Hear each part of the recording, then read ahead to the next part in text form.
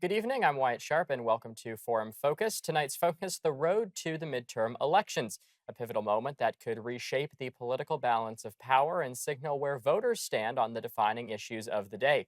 From economic concerns and public safety to foreign policy and the direction of democratic institutions, campaigns across the country are intensifying as parties compete to energize their bases while appealing to an increasingly diverse and independent electorate. With control of key legislative bodies at stake, the outcome of the midterms could have lasting implications for policymaking, political strategy, and the national conversation heading into the next election cycle. And joining us now to talk about it all is Brittany Martinez. She is the executive director of Principles First, and Democratic strategist Jay Satterfield is also with us. Hello to the two of you. Thank you so much for joining us.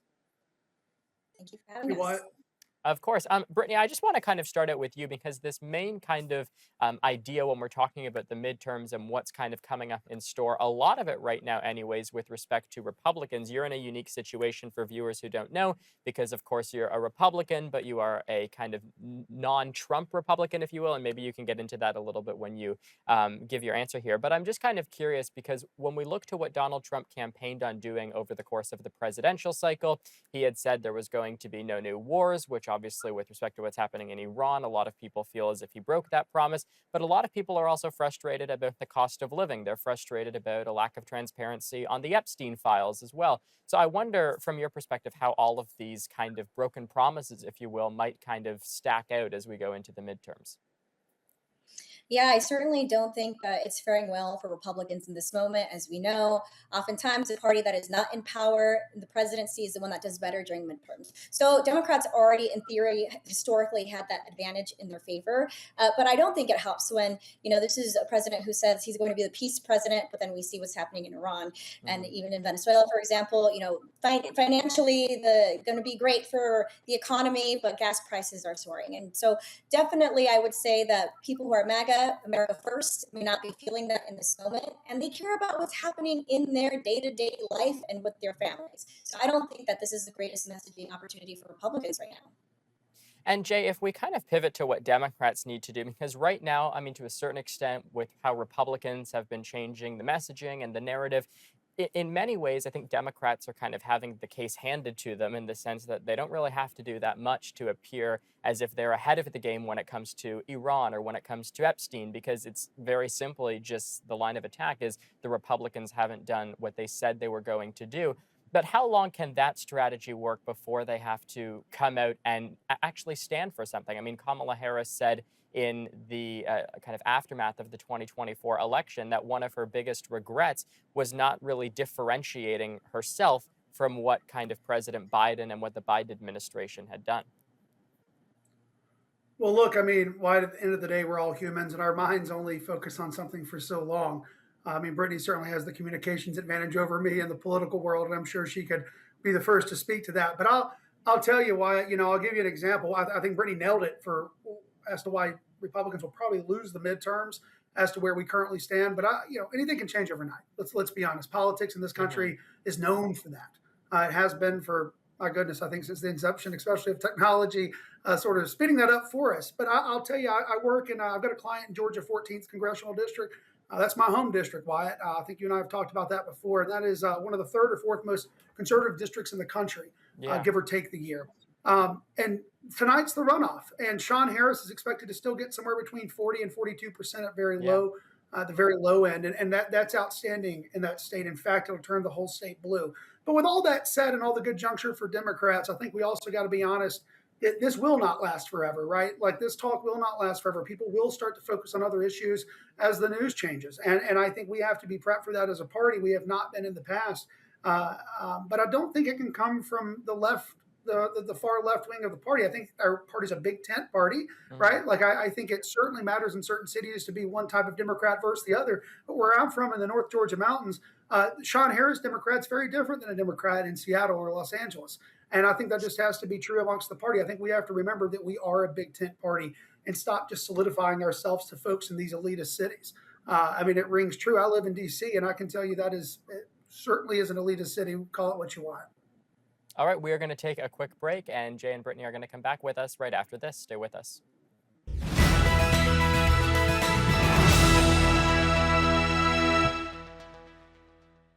Welcome back. I'm joined once again by Brittany Martinez, the Executive Director of Principles First and Democratic Strategist, Jay Satterfield. Brittany, I'm going to turn it back to you because obviously, with respect to the midterms, one of the interesting things is seeing the really kind of wide diversity in terms of the dynamics and the different candidates who are putting their names on the ballot. You have candidates like, James Tallarico, who's running for the U.S. Senate for the Democrats in Texas, compared to people like AOC, who's in New York. And then you have people like, John Fetterman, who's not running in this cycle, but he kind of represents another wing of the Democratic Party, if you will. And Republicans very much have the same thing. I mean, even going back to Texas, where you have John Cornyn, the incumbent senator, versus Ken Paxton, who's, of course, the attorney general. And they're getting into, spending millions, tens of millions of dollars against fellow Republicans instead of against Democrats to try and defeat them. So on that point, to what extent are kind of the midterms and just elections more broadly in the United States right now defined by primary contests almost just as much as the general election contest? Oh, Wyatt, that's such a good question. I mean, yes, I think that, oftentimes when it is the primary, you see Republicans try to be more conservative, you see Democrats try to be more liberal, and then moderate when it comes to the general election. I think that's probably something that we're going to continue to see. As far as what's happening in Texas, I think Texas is going to be a state to watch, absolutely, whether it's Paxton, Cornyn. Myself, obviously, I'm hoping for Cornyn because he is a Republican who has experience, who's a good Republican as opposed to the crazy rhetoric of Paxton. I think that what we see right now in politics in general is sort of this diversity of folks who are MAGA and are kind of falling in line with that sort of rhetoric and attitude. And then on the flip side, you see the Democrats who are probably trying to lean in to some of those progressive things, even though I agree with Jay, I think that we see Americans are living in the middle rather than on the extreme wings of either side of the party. And I think it would be to everyone's benefit if we could just figure out what we agree on in that center. That's a bad word. Bipartisanship, that's a bad word. It shouldn't be. That means you're getting things done for the American people. But yes, I think that, these politicians are spending a lot of money on primaries to hopefully then have a chance at the general, which they might not even get. And Jay, I mean, obviously, when you look to someone like James Tallarico, a great communicator, relatively moderate in terms of his policy positions, certainly resonating and relatable to a number of people. Obviously, each candidate needs to be kind of authentic in their own right, but how do people kind of duplicate what we've seen from Tallarico in other races? I mean, look, I'll go back to my part about being a big tent party. I don't think you have to duplicate Tallarico and other races. I think it's a common occurrence depending on where one may be. Again, his message resonates not just in Texas, but throughout the Deep South, where I'm from, and the South in general. And I think people are starting to pick up to that. I mean, to Brittany's point about Cornyn coming over the finish line, it may be too late. He has been battered to the ground. This has been one of his hardest primaries and heck, maybe ever. And I think we're in a point in time where someone like a Tallarico, very similar to Sean Harris, even though they're vastly different too, they they speak to their crowd. They speak to people in a pragmatic tone. And Mhm. guys, none of this is rocket science. So I find that you just have to speak to the kind of speak to your crowd. And that's why I make my point that Democrats in Atlanta and in Jacksonville, Florida are very different than those in Seattle, LA, and elsewhere. And look, I think you speak to your crowd, you speak to the economy. James Tallarico is doing all those things. These are not rocket science moves, and he's not speaking on subjects that are going to divide people. When he Yeah. does, he gives a moderate answer and moves forward. Brittany, do you think Republicans, I mean, I know you're kind of more of the non-Trump faction of the Republican Party, if you will, but if you wanted to just kind of envy someone who, or I guess simulate, so to speak, someone who is kind of, I guess, representative of where the Republican Party is right now in terms of being Trump aligned or Trump adjacent, what do you think that faction of the Republican Party is thinking about in terms of the best ways to counter someone like Tallarico, who, again, no matter which way you want to look at it, he is excelling in a lot of the polls. And again, his communication strategy, Barack Obama said it reminds him of himself in a number of ways.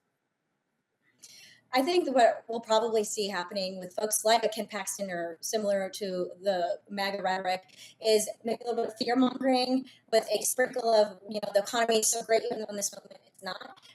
That America first, even though, again, that's not necessarily what we're seeing when we're taking military action across the country. And I think that they're going to continue to try to lean into some of those themes, even though that hasn't really played out. And you're hearing from folks that are frustrated that it's not what they thought it was going to be. But I think that's still the messaging that they're going to try to push forward.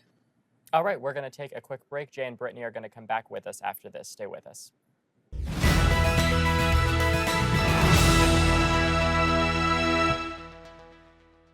Welcome back to Forum Focused. Brittany Martinez from Principles First and Democratic strategist Jay Satterfield are back with us now. I want to kind of go back to you, Jay, just on the point of where the Democratic Party needs to kind of center their attention in order to, win the House, which is kind of expected, I think, at this point. You alluded to it, Brittany alluded to it, just based off of where things are heading for Republicans right now. Mike Johnson, not all that popular. But in terms of the Senate, it's going to be much harder for them to, for Democrats to win over the Senate. What do you think from kind of the political strategy side of things are the possible pathways for Democrats to emerge victorious again with respect to the Senate? Well, I think we've talked about it for a long time, that tariffs never helped this country. When Donald Trump first implemented those and threatened other countries in between with more, even the threat alone did not help us there, right? But I think folks now are getting tired very quickly of gas prices affecting them. Whether they have any pay attention or any amount of attention being paid to the war itself or not, people are sick and tired of high gas prices. They were high under Biden. I can admit to that. This is unreal, especially for the projection as to where they're looking to go. We're hearing $6 to $8 a gallon by the end of the month in certain states. That's not okay. The average salary in this country is pretty low. So I think people are upset. A lot of folks can't even feed their own families at this point, especially where my family's from. I know the struggles folks are going through. And I think that message is going to continue. And people aren't voting Democrat because they necessarily agree with every subject the Democratic Party pushes forward. But my goodness, I think we're seeing a struggle amongst people, and they're going to want to change and want it soon. And if the elections aren't canceled, something that Mr. Trump continues to threaten, then I think Democrats are going to be in a good place. Brittany, in terms of kind of just where the issue-based kind of Republicans go, so to speak, because I think a lot of the people who support Donald Trump, they're supporting him from an ideological perspective, or they're supporting him from kind of an alienated perspective where they don't really have anywhere else to go, and he's kind of become the vehicle, so to speak, for that apathy or for that disillusionment. But in terms of where people like yourself go, or people who were even at the Principles First conference that you organized so wonderfully a few months ago, where do these Republicans go who don't really like Trump? Many of the midterm candidates are Trump adjacent or Trump endorsed, and they just feel as if there's not really an obvious candidate. Do they turn to the Democrat, or what are their options? Well, first, Wyatt, thank you for coming to our Principles First Summit. I think they could come to us, come to principlesfirst.us and see how you can join the state chapter and whatnot. But as far as, where they go on election day, I know myself, I've written in candidates. If you're not comfortable voting for a Dem, that's okay. You have the opportunity to write someone in. Yeah. Also, I feel like in this country, especially, there's sort of this sense of extreme party loyalty, and you can still be a Republican or Democrat and disagree with the candidates available to you in an election. That doesn't mean that you're not loyal to the country. That should be above all else, is being an American. So I would say that it's okay to write someone in, and if you don't want to take that leap and vote for the other party, there's nothing wrong with that. And Jay, how do you think Democrats can leverage that and bring those politically homeless Republicans, so to speak, into the Democratic fold without having some of those people, as even you yourself alluded to, who might be kind of too far left that it might alienate people from joining the Democratic Party? I think you run the right people in the right places. But before I jump into that, let me just commend Brittany on her answer there. That's the best answer I've heard on a debate panel in quite some time for the relevance. So Brittany, I commend you on that. But and I'll just keep using Sean because of tonight's race, Wyatt. But we are expecting upwards to 20-25% of Republicans in that district to vote for us. In reality, I think it was somewhere much lower than that in the original election. But enough of those folks did not vote for the Trump endorsed candidate. What was wild the first time around is we were expecting a much lower turnout for the Democratic Party, and it was nearly 40%. So that's where my mind is. I think you have to run the right candidate at the right place. This is a former general. This is a cattle ranch farmer running in Northwest Georgia. If y'all have never been to my home district, please go visit it. But that's the kind of candidate that people are looking for. Yeah. Brittany, just to finish up this segment before we go into one more here, I just kind of want to finish this out by talking about the issues, because I think when we look at what Republicans campaigned on in the last election, as I said before the break, they had talked a lot about no new wars. They talked a lot about not wanting to put American troops on the ground in Iran, and yet we're of course starting to see that happen. And we're starting to get a little bit of news with respect to that as well. And I wonder where some of these Republicans, like even someone like a Nikki Haley, for example, who was the former UN ambassador, who, of course, was against Donald Trump, but she is now in support of what he's doing in Iran. I mean, is this Iran kind of question bringing some of those Republicans who might have supported George Bush or Ronald Reagan back into the Republican fold? I'm not too sure about that. I think oftentimes it's not just the policy that Trump is putting forward, it's also Mm, the way in which he does things. When it comes to Iran specifically, uh, he had such an abhorrent tweet or truth post today where wiping out a civilization, like who says that? It's the president of yeah. the United States, so unbecoming. And I think maybe when he makes one step forward and winning people over, then it's two steps back, because it's just he's his own greatest enemy, to be honest with you. All right, we're going to take one more quick break, and we'll have Brittany and Jay back with us after this. Stay with us.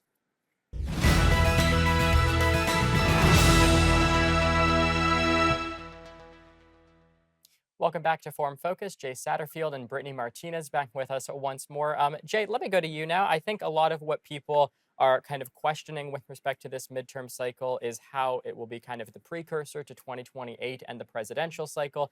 And if you think about kind of some of the Democratic contenders who are up for either re-election or perhaps they're running as first-time candidates this cycle, you've had some Democrats, I know we've been talking a lot about James Tallarico, you've had some Democrats who have said if Tallarico wins the Senate race in Texas, he automatically jumps to the front of at least the VP field for 2028, if not the presidential field. So I guess my question is just how much of an indicator are the midterms as to who might be potential contenders for 2028? I think there's going to be a multitude of dark horses like there are every presidential election cycle, right? So like Hmm. to predict that out further is going to be interesting over what happens this cycle. But with the Tallarico win, I could see that being the case. But if we remember, a 2-year senator back in '08, became the nominee, and that was Barack Obama. But that was in a blue state mostly, right? Texas, we don't have that, so I don't know if it's strategic from a strategy standpoint. I don't know if I'd want my new senator, give or take, of 2 years in Texas on the Democratic side to run for president. Right. But if you're looking at overall, dark horses, I think there's a number to come. I think we still have to continue to pay attention to the Shapiros and the Bashirs, and as much Mm. as I would not like to say it, the Newsoms of the world. But I am not, I'm not one to prone. I'm not prone to pick now. I'll just tell you, I think there's a wide open option, and there are 5 or 10 dark horses that could come to light over the next 6 to 10 months for sure.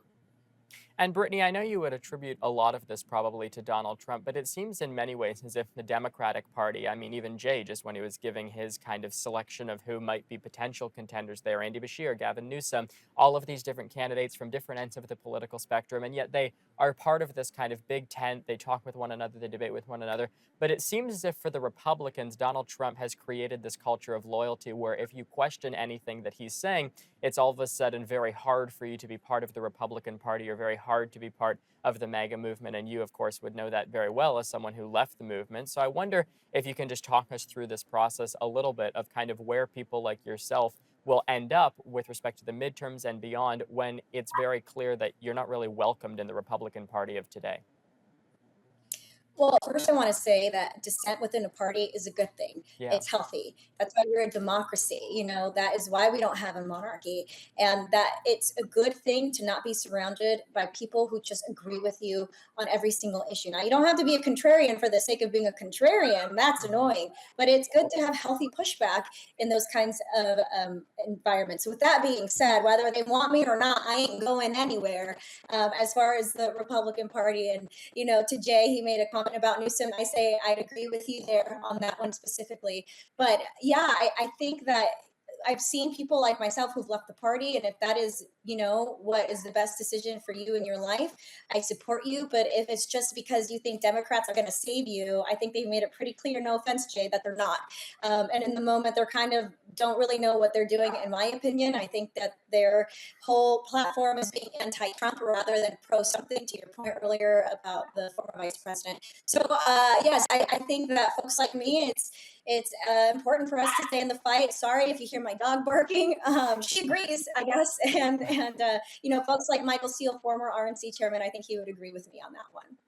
Yeah, and Jay, just to kind of finish up, one thing that I found pretty interesting over the course of 2024 was, and I guess it kind of more so came in the aftermath in terms of how much the public knew about it, was the involvement of people like Barack Obama and kind of Nancy Pelosi behind the scenes and their influence and involvement as to the Democratic field with respect to Kamala Harris's nomination and such as well. Do you think any of these kind of big players, so to speak, will make any sort of hugely influential endorsements or do anything that could shake up the field at all in advance of the midterms or even 2028? Well, hate him or love him, Barack Obama has a pretty high rating still within the party. Constantly polls relatively high comparative to other presidents, much higher than Biden. With that said, I don't know if endorsements really make the go around Yeah. anymore. Folks are tired of stagnant. Listen, I would rather have a progressive than a stagnant moderate who's not passed any legislation in 30 years or even attempted to. So I think there's got to be some sort of new blood out there. And whether these endorsements continue to make a difference or not, we'll see. I think this is a new age of politics coming about. All right, we will leave it there. That's Jay Satterfield and Brittany Martinez. Thanks so much. Thanks, Wyatt. All right, we'll see you next time.